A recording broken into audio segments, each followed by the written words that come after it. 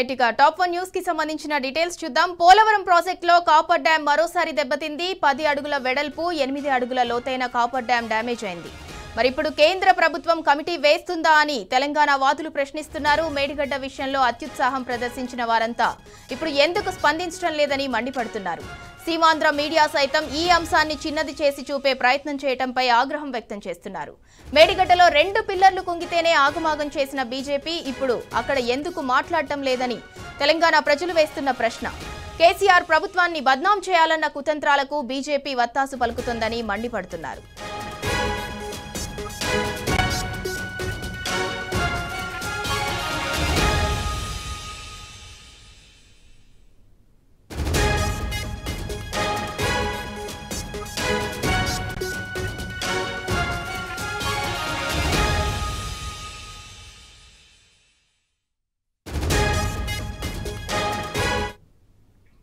Polavaram project లో copper dam మరోసారి దెబ్బతింది. 10 అడుగుల వెడల్పు 8 అడుగుల లోతైన కాపర్ డ్యాం డ్యామేజ్ అయింది. మరిప్పుడు కేంద్ర ప్రభుత్వం కమిటీ వేస్తుందా అని తెలంగాణ వాదులైతే ప్రశ్నిస్తున్నారు.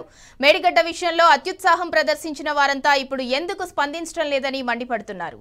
సీమాంధ్ర మీడియా సైతం ఈ అంశాన్ని చిన్నది చేసి చూపే ప్రయత్నం చేస్తుండటంపై ఆగ్రహం వ్యక్తం చేస్తున్నారు. ఇక ఇదే అంశానికి సంబంధించి మరింత సమాచారం మా ఇన్పుట్ ఎడిటర్ సూరజ్ అందిస్తారు. సూరజ్, మేడిగడ్డలో 2 పిల్లర్లు కుంగితేనే నానా హంగామా చేసిన బీజేపీ కావచ్చు, అటు డ్యామ్ సేఫ్టీ అథారిటీ వాళ్ళు కావచ్చు, ఇప్పుడు పోలవరం ప్రాజెక్టులో కాపర్ డ్యామ్ మరోసారి దెబ్బతింటే దాన్ని ఎందుకు పెద్దది చేసి చూపించట్లేదు?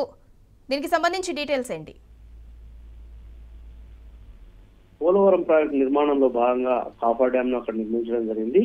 ఆ ఎగువ వైపు ఉన్న కాపర్ డ్యామ్ కొంత మేరకు కుంగిపోయిన పరిస్థితులు కనిపించాయి.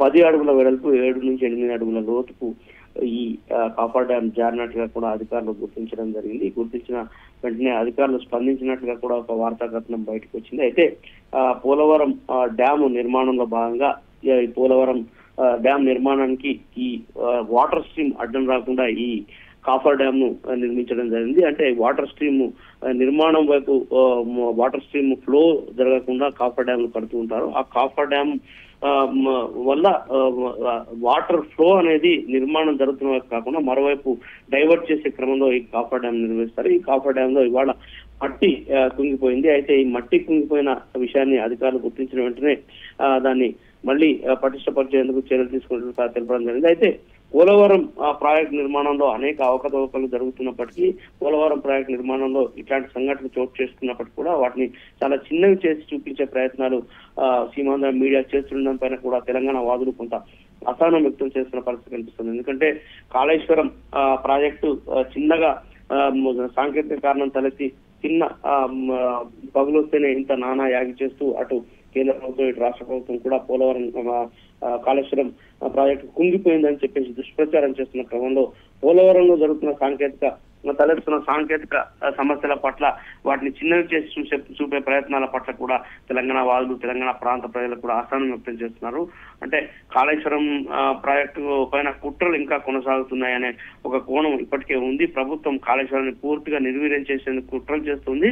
కాళేశ్వరం నుంచి అసలు కన్నెపల్లి పంప్ హౌస్ వాడడం కానీ అక్కడ నుంచి నీళ్లు తోడడం ప్రక్రియను పూర్తిగా నిలిపివేసిన పరిస్థితులు చాలా స్పష్టంగా కనిపిస్తున్నాయి.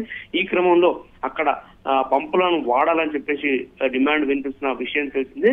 ఇంత వాటర్ ఫ్లో ఉన్నా కానీ, ఇంత భారీ వర్షాలు పడుతున్నా కానీ, పెద్ద ఎత్తున గోదావరి ప్రవహిస్తున్నా కానీ కాళేశ్వరంలో మేడిగడ్డ దగ్గర ప్రాజెక్టు చెక్కు చెదరకుండా ఉన్న పరిస్థితులను వాళ్ళంతా కూడా రాష్ట్రానికి సంబంధించిన నీటిపారుదల రంగ నిపుణులు ఉదాహరణగా చూపిస్తున్నారు. ఈ క్రమంలో మేడిగడ్డ బ్యారేజ్ కు వచ్చిన కొత్త ముప్పు ఏమి లేదు, అసలు పెద్దగా ముప్పు కాదు, ఒక చిన్న సాంకేతిక సమస్యగా చూసి దాన్ని వెంటనే రెక్టిఫై చేసి దానికి మరమ్మతులు చేసి కన్నెపల్లి పంప్ హౌస్ నుంచి వాటర్ డ్రా చేసే ప్రయత్నం చేయాల్సింది బదులుగా అసలు ఎన్డీఎస్ఏ నివేదిక అంటూ తాత్సారం వహిస్తూ కాళేశ్వరాన్ని నిర్వీర్యం చేసే ప్రయత్నము, అలాగే మేడిగడ్డ బ్యారేజ్ మరింత కుంగిపోయే దిశలో ప్రభుత్వ చర్యలు ఉన్నాయని చెప్పేసి కూడా పెద్ద ఎత్తున విమర్శలు వస్తున్నాయి.